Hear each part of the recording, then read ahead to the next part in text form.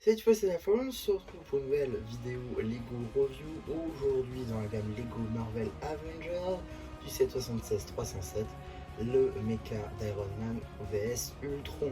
Un set donc du 1er janvier 2025 au prix public de 14,99 €. Un magnifique set de l'année 2025 donc que j'ai trouvé en avance. C'est d'ailleurs pourquoi je vous fais la review aussitôt, plutôt aussi tard dans l'année. Même si finalement il sort dans pas très longtemps, ça vous permettra de vous forger un avis concret avant la réelle sortie du set. En tout cas donc, on va tout de suite commencer avec les mini figurines. Ici vous avez la mission d'Iron Man qui est une mission exclusive à ce set, non parce que les jambes, non parce que le torse, encore moins la tête ou même le casque, non, c'est juste la visière qui est une nouveauté qui reprend l'impression du casque en une pièce, mais cette fois-ci donc sur un casque en deux pièces avec la visière justement. Voilà, c'est la petite nouveauté qui tue. Honnêtement ça rajoute pas grand chose mis à part le fait d'ouvrir le casque. À la limite, bon pourquoi pas. Est-ce que ça mérite vraiment 15 €? Fort heureusement non, car on a effectivement une deuxième figurine qui est beaucoup plus intéressante. Néanmoins, c'est beaucoup mieux que de nous remettre encore la même figurine. Au moins, il y a un petit rajout, c'est mieux que rien. L'impression à l'arrière ne change pas, les expressions faciales non plus. Ici la première, et ici la deuxième. Honnêtement, j'espère qu'on aura prochainement une nouvelle expression faciale, parce que ça fait quand même déjà la bonne 12e fois, voire 16e, qu'on la voit sur la chaîne. Ici la figurine, ce qui vous fera passer à la caisse, comme moi plutôt, c'est-à-dire la figurine d'Ultron qui fait donc sa réapparition après des années d'absence depuis le film Age of Ultron. Donc on retrouve ici, c'est génial, avec donc de toutes nouvelles impressions, de tous nouveaux accessoires. C'est simple, tout est nouveau, torse, jambes, tour de cou, tête, tout est nouveau. C'est franchement très appréciable de voir une figurine comme ceci. On aurait aimé des impressions sur les bras, mais bon, on va pas trop en demander non plus. C'est déjà très bien. Magnifiques impressions à l'arrière du torse, pareil à l'arrière de la tête. On verra quand même un peu mieux si je retire la pièce de tour de cou juste ici, avec donc le visage d'Ultron qui est magnifique, Comics Accurate en plus, franchement parfait.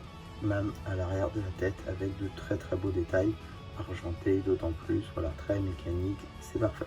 Pour ceux qui auraient déjà l'ancienne version dans les pattes et qui ne voudraient pas re-acheter pour 15 € pour avoir une nouvelle version, et ben je vais vous donner un bon exemple. Si vous avez l'ancienne version, vous pouvez rajouter le casque juste au-dessus pour finaliser votre figurine.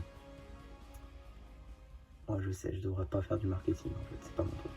Par contre, la figurine reste magnifique et c'est pour ça que vous devriez l'acheter, je pense. En accessoire, il aura droit à des propulseurs, mais ce n'est pas tout, hein, on aura besoin d'un peu plus de place je pense pour le prochain accessoire.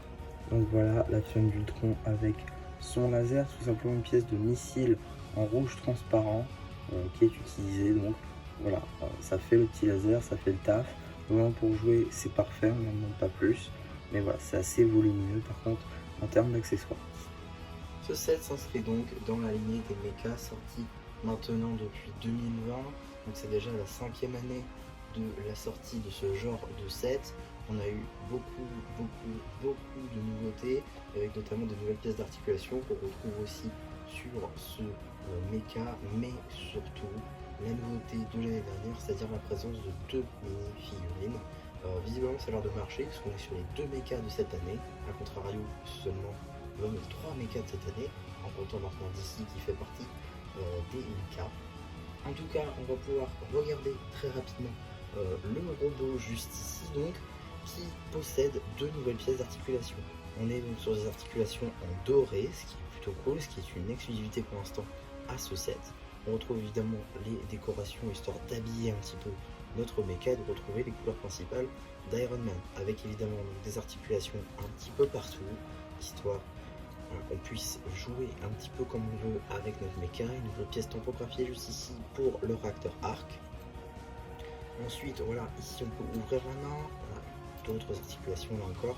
Juste ici, voilà de quoi faire notre rayon pour Iron Man avec une magnifique pièce de couleur bleue opale comme ceci. C'est vraiment magnifique ce genre de pièce. Je suis assez friand de ce genre de pièce, je dois le dire. Là encore des petites décorations en dark red, en doré ainsi qu'en dark tan qui se partagent un petit peu le mecha. Pareil ici à l'arrière. Alors ça c'est ce que je propose pour le coup, parce que en gros si vous voulez, le mecha il est fourni comme ça. Il n'y a pas de pièces à mettre là-dessus. Et on vous fournit 2 pièces en plus ici. Donc ça peut faire aussi bien support pour les munitions, mais aussi tout simplement décoration ou batterie des canons juste ici. Donc des lance-stud nouvelle génération qui peuvent être envoyés.